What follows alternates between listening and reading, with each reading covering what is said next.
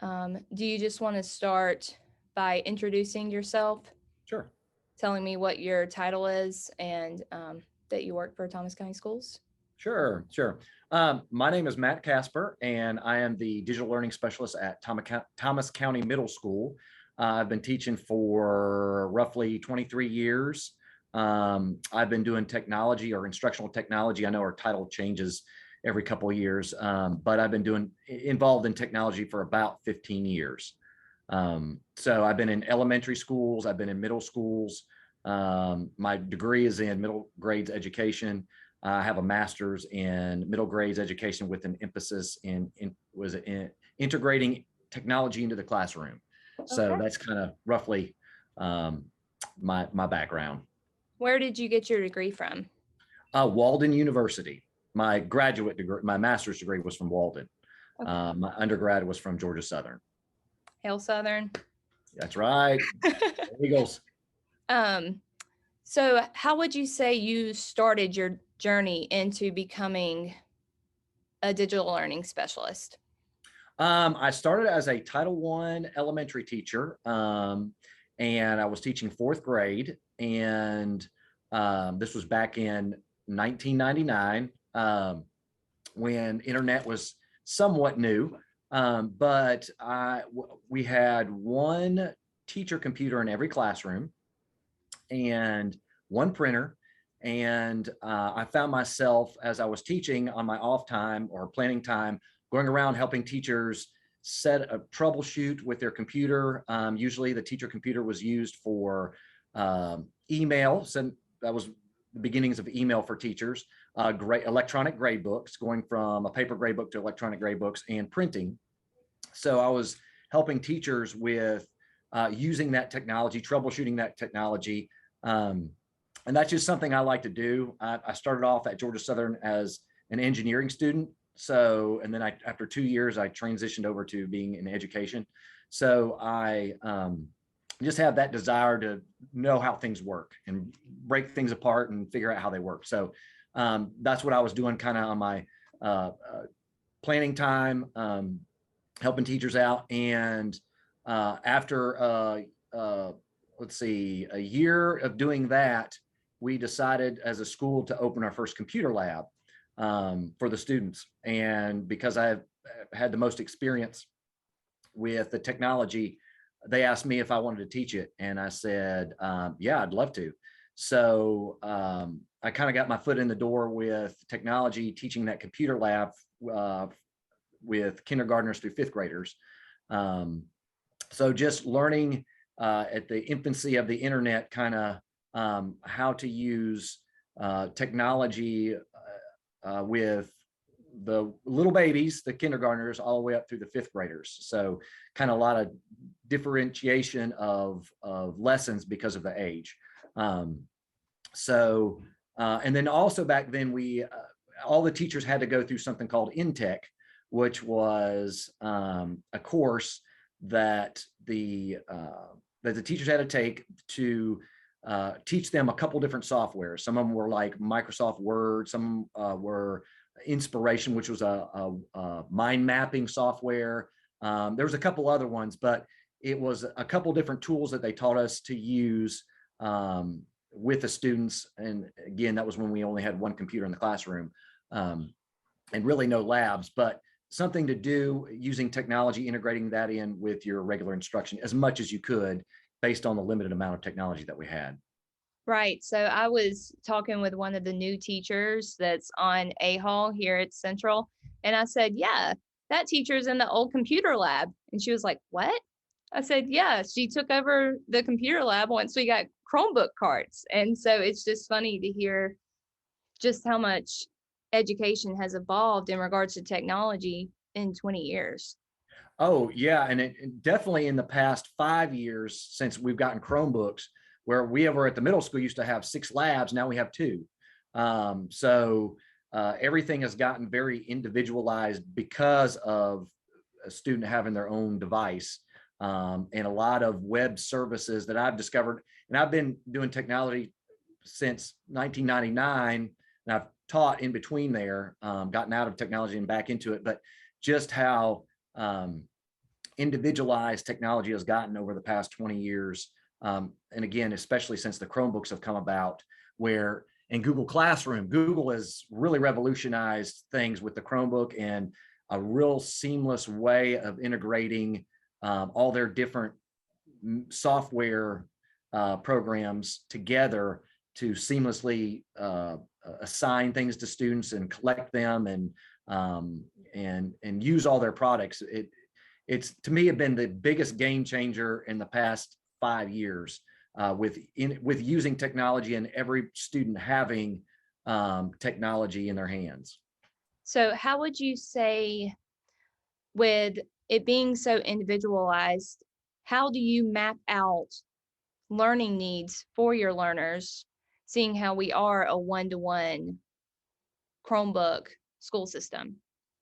So what I've seen, and I don't know if this is the right way or if it's not the right way, but what I have seen the industry do is, because things can be delivered to each individual student at their own level, a lot of web services, websites, I guess when I first started with technology, web quests were the biggest things, web hunts and web quests. So they had a task and you provided them links and questions to go to different websites and to answer those questions or to complete a task with a group of people. And that was when you had kind of not much technology, not one-to-one devices. Over the past 10 years, I've seen that transition to web services that basically assess the student on their knowledge of the content on a pre-assessment or a pre-test, and then whatever gaps they have, it automatically through AI assigns them content and questions and whatever it is based on their individual needs. So that's how it's gone from kind of a whole group just teaching everybody everything to individualizing to where the student is. And again, a lot of these web services that are paid, there's some free. You have free options, but the paid options give you more features and things like that. But that's how I've seen a lot of the individualization is some sort of assessment, and then wherever they find the gaps for the holes, it will assign them and instruct them, not just give them questions, but provide instruction. One of the biggest things that I've seen in the past 5 years in content is that, and I learned this in my master's program, is that the content is out there, especially now with YouTube. I found out one of the Georgia Technology Conference I went to, one of the presenters said that Google was not the #1 search engine. YouTube is. Really? If you want to find something, people will search YouTube before they'll search Google. So if the content is out there, it's just the motivation and the desire for the person to learn it. So for example, when we had COVID, the most challenging thing was when kids were at home and they didn't have a parent there, both their parents are working, they had very little accountability. Right. To get the content was there. You could go to YouTube, you could see the videos that the teacher posted on their Google Classroom, but the biggest factor was the students had to have some sort of accountability, motivation, and encouragement. And when they come to school, they get that. When they're at home, they don't have a parental support because their parents are working and there's nobody home, then the content's all there, but if they have nobody to push them or encourage them or keep them accountable, it's not going to get done. And I will say I learned a lot of stuff on my own.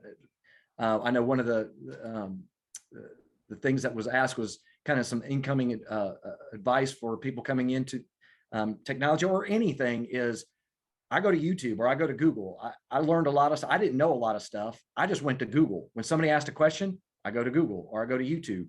Right. And try to find the answer, because somebody nowadays, because we're in like Web 2.0, almost Web 3.0, people can add stuff to the internet. And a lot of Web 1.0 was more text-based. Web 2.0, you had interactivity, and you have a lot more now video. Our students learn a lot of content now through video versus text. When I was starting teaching back in the early 2000s, most websites were text-based, so you had to read a lot of things. Now a lot of things can be done through video or interactive modules on the internet, where you can drag and drop things, or simulators and things like that. So, but again, the internet will have a lot of information. You got to be careful with misinformation. There are a lot of things out there that are not accurate, so you always got to cross-reference and look at other websites and reliable websites. But it's out there. The content's out there. Just you got to have the motivation to go out and find it. So I know you said that you are currently stationed at Thomas County Middle School. Do you work as a part of a team? Yes. So we have in our technology, the biggest part of our technology, we have our digital learning specialists, which I kind of more focus on software and the helping the teachers use the technology, the students use the technology, how to use it for instruction or assessment. Then we have our techs that repair the technology, and then we also have our media specialists that kind of focus on the AUP and digital citizenship. So we work as a big technology team, but then at each school we have pretty much one of us, a digital learning specialist, a tech, and a media specialist as a small little team. And we've learned that in our system, we have a kindergarten school, we have a first and second grade school, we had a third and fourth grade school, and we have a fifth through eighth grade high school. So each different school has different needs. So each little team tweaks things that works for their particular building because of the age of the students and the needs of the teachers and the students. So yes, we have a giant team, and then each school has their own team made up of those three different people. And we rely a lot on each other, and we communicate with each other on a daily basis at our local school. And we do overlap on our responsibilities. We try to, there's some hardware stuff that I'll do, but I try to focus on more of the software and instructional stuff, but we'll help each other out and overlap on our responsibilities somewhat. Would you say that when you are helping teachers finding different instructional tools, that they participate with you in the design process? Do you have teachers who email you and say, I would like to use this tool, but I don't know how? Can you help me? Or how exactly does your interaction with teachers work? So yeah, so we'll have, our teachers are very self-driven when it comes to technology, especially after through COVID and using Chromebooks. They find a lot of websites and web services.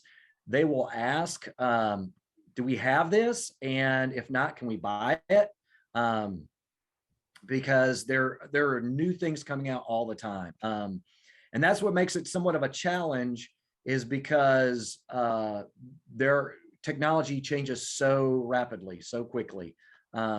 So you could have one website that we provide or we purchase a web service for 1 year, and then the next year somebody else comes out with something that's like it but has some added features to it, and so they may want that the next year. Not to say that they automatically do, but that is the challenge, is there somebody is always upping the ante and updating and adding new features, which can, I will say right now, like Google updates all the time, and a lot of other web services update frequently.